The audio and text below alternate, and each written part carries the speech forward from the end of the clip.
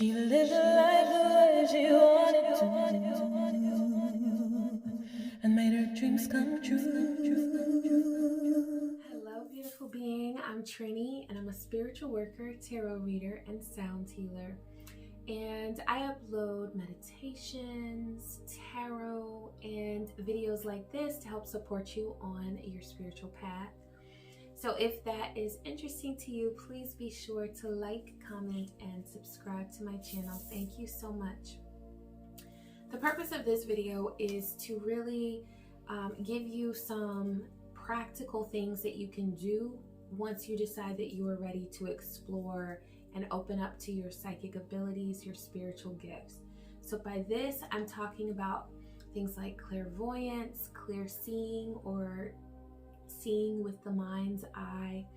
These are ways that spirit will communicate with you. So one is clairvoyance, also clear empathy. If you just sort of walk into a room and you can feel people's emotions, like you can feel their vibe, you know what they're feeling before they say it, things like that. And there are a lot of issues that come up with clear empathy because you are sensing these emotions so clearly to the point where it can really start to impact you if it's just too much, or if you are not in a high vibrational state. There's also clear cognizance, which is just a clear knowing, where you just know things. You just know things. You know that you don't know exactly what he's doing, but you know that he's not being faithful, or you don't know exactly what the lie is that she's telling, but you know that she's being dishonest. Like when you can sense things like that, that's clear cognizance. Clairsentience is where you are feeling things with the physical body. And so this can be for a lot of people like butterflies in their tummy, even an increased heart rate. A lot of the symptoms that come along with clairsentience are the same as what we label as anxiety. Okay, that's one reason why anxiety is so overly medicated in this country, and I'm talking about the US, because it's not really anxiety, it's clairsentience. That is a sensation that is coming to a person through the physical body, but it originated in the spiritual realm. And so that's spirit's way of communicating with you. It took me a long time to realize that I was not actually suffering from something that needed to be cured. When I was diagnosed with anxiety, it was simply that I was getting downloads and communication from the spirit realm. So, you know, that's something to remember. Okay, that's something to think about. But yeah, so there are various forms of communication that we'll receive through the spirit realm. But what'll happen a lot of times is you'll feel these things when you're at a very young age. You might remember having very vivid dreams when you were young, or if you're like me, you astral traveled at a young age, but you had no clue what it was and there was nobody around to help you with this. Or you may have had a sense of knowing, or whatever, you know, whatever your spiritual gift is. And a lot of times people feel that when they're young, and then because they're in social circles that are not welcoming to those gifts, they will sort of shut them down. But just like anything that we sort of try to sweep under the rug, it will come back to you. And at some point in your life, your true self is going to awaken. And so that's what's happening now with a lot of people, is they're understanding their true gifts. For other people, sometimes you remember a past life, or you might have the first sign of spirit communication when you have a traumatic event. So that can happen in your 20s or 30s or later. So how you first become aware of your spiritual gifts, it could be all across the board. But once you are ready to experience these things and to really explore them, these are a couple of steps that will help you with that. And I have learned this through trial and error because I did not have anybody that I could call on. I went through this for the most part alone until later on in my spiritual journey. Some teachers showed themselves and made themselves available to me in my life. But until then, it was just training. So I learned this the hard way, but the good thing is that because I learned it the hard way, I'll never forget it. So the first thing you want to do when you're ready to explore your spiritual gifts is to evoke protection. And the reason why you want to do that is because if you are worried about seeing an entity or communicating with an entity or experiencing some sort of dimension that if you're fearing it, you're not going to open yourself up to the process. And what I can tell you is that there are so many things in movies and TV shows that have been shoved down our throats since we were little to make us afraid of the spirit realm. And when you start to experience these things, you might see something that looks a little bit scary, but you won't feel afraid as long as you know that you are protected. And that's been my experience. So protection is key, because when you trust your protective spirit allies to surround you with all the protection you need, you can really make yourself just sort of, you can open up to the fullness of these spiritual experiences that you'll have. So with protection, I always start with the divine itself, so I'll do like a meditation where I cleanse each chakra and get rid of any negative energy that's attached to each chakra, and then I welcome divine light to come through and bathe each of my chakras, starting with the crown, and then the third eye, and then the throat and the heart, and so on. So this is a really wonderful practice to do, even if you just need to calm yourself down. But I like to do it for protection. Now, I would call it, some people would say that's your first line of defense. I always say recognize the divine within you first and foremost. But another form of divinity that resides within you other than source energy is just simply your ancestors. So, we're all a part of source energy, so it's all interconnected, but your ancestors are within your DNA. They're a part of you, and they always will be. And so when you call on them for protection, and a lot of people are scared by ancestral work, and that's because of a lot of religious doctrines that have been pushed on us. But the truth is that it's just science. I mean, your DNA is the result of 2 other people and 4 other people before that. And, it's like, it's a chain reaction, right? It's undeniable. So to go through your ancestors and call upon them for their protection is so important. And after that, you want to go to your spirit allies. And so your spirit allies are your angels, your archangels. They are your ascended masters, orishas, whatever deities you have connected with. It could even be celestial beings or bodies, sun, moon, earth, Jupiter, like planets will communicate with you. And so if you form a very established relationship, or if one just appears to you and says, I will do it, sometimes what you can do is just simply ask, who wants to assist me with this working? Or who will give me protective energy? Who wants to give me protective energy? And it might not be Mars. We know Mars is the protective planet, but it could be another. So evoke the power of yourself, your divine energy, of your ancestors, and of your spirit allies, okay? Another thing you want to do is open up completely. Open up completely. So once you know that you're protected, you can open up. And an important part of an opening up is stating what you want.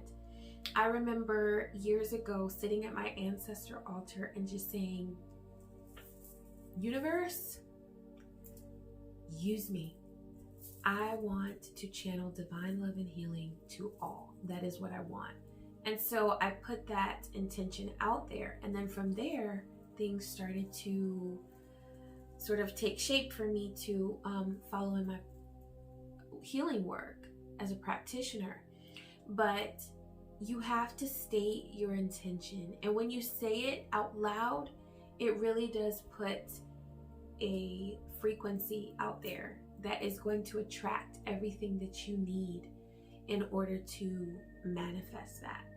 So if your goal is to strengthen your clairvoyance, say, I am open to experiences that strengthen my clairvoyance, and I have the protection of the divine, of my spirit allies, and of my ancestors. And I welcome these experiences that help me to grow and to strengthen my connection to my soul. Okay, so when you say things like that, it's gonna happen. You're setting everything in motion. Okay. Now, something that has been completely like priceless to me is, for about a year, I journaled every single spiritual experience that I had, every single astral experience that I had. So if an ancestor visited me, I journaled it. If a planet communicated with me, I journaled it. Whatever it was that happened, I wrote it down. And what that did is it really fortified for me my faith in myself, because a lot of times you forget all of these crazy experiences that you're having, and so you take them for granted. You don't really recall them, and you start to feel like, do I really have this gift? Like, is it really for real? And you start to doubt yourself. So when you have that journal, you're able to go back and, oh yeah, that's evidence. That's evidence. I met with that entity. You know, we talked about this and I realized this and they gave me this answer and blah, blah, blah. You know, it's really cool when that happens. Now, I know that it's a pain to write things sometimes because a lot of people don't like to write things down, but Lucidity is a great app, and I don't have any sort of like partnership with them or anything, but it's just an app that I've used. But it is a dream journal. But what I like about it is that when you download the app, you'll see that you can like record, and so just by recording, it makes it so much easier to make sure that you're journaling all these experiences. Another thing that you want to do is create space for spirit to flow. Okay? And when I say create space, I don't mean like a literal physical space. I mean like give spirit the opportunity to come and visit you.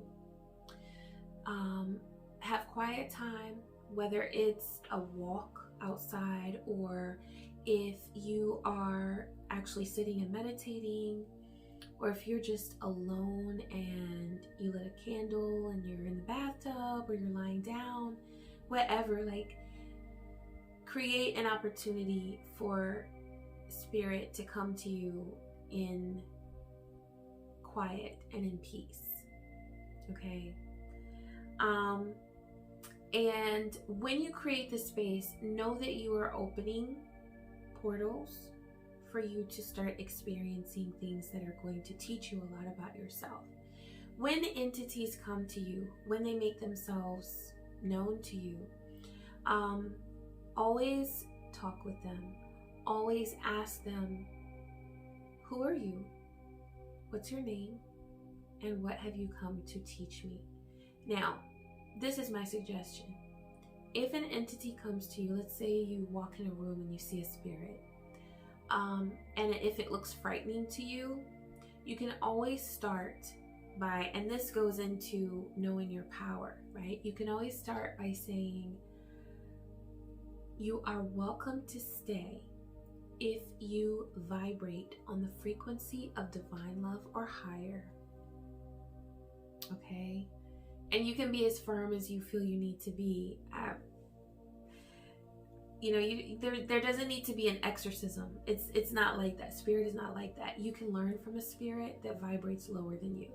But if it does not, if you don't like it, if you don't like the feeling and it makes you too uncomfortable at that point in time, then you can dismiss it. And when you tell it to go, it has to go. So that's one reason you don't have to be afraid. Okay? But yes, absolutely. And a really important thing to do is to daydream, because that really opens up your energy to these experiences. And just by giving yourself that sort of blank space, there's room now. You're not worrying about the things you have to do and the to-do list and all of that. You are just sort of being. And it's in those moments that spirit flows in. Okay? And yeah, just open up and talk to them. Like, they will always share something with you. And I can only think of like 1 or 2 experiences where I actually had to dismiss a spirit. And that was after we talked. Like, I still chatted and learned from them. But it was just that at that point in time, that spirit was not ready to vibrate where I like to vibrate. So I knew that if it tagged along with me, it would not, there would be a lot of anxiety. There would be a lot of discomfort there. And it was not the right time for us to sync up. But I did need that information that it brought me at that point in time. And that helped me, and I was grateful for it. Okay, so yeah, you can definitely direct energy. And then finally, continue on your path of healing. That is so important. Just know that every single thing that you do to feed your spirituality and to feed your healing path, or to nurture and pave the way for your healing path, every single thing that you do is going to strengthen your ability to have clairvoyance and claircognizance and all of that. So, in other words, the healing work that you do on yourself to improve yourself is also going to strengthen your psychic abilities. You will have dreams that you remember much more vividly. You will have much clearer communication verbally with that clairaudience from spirits. You will have stronger or greater awareness of those goosebumps and those butterflies that you're having that are communicating things to you. Everything is going to get sharper, and it's just going to be a really wonderful experience, because by getting to know your psychic abilities, you're getting to know yourself. And that's why we're here, is to know who we are and our purpose. So I hope that this is helpful to you, and please don't forget to like, comment, and subscribe. And I wish you peace, joy, and many blessings.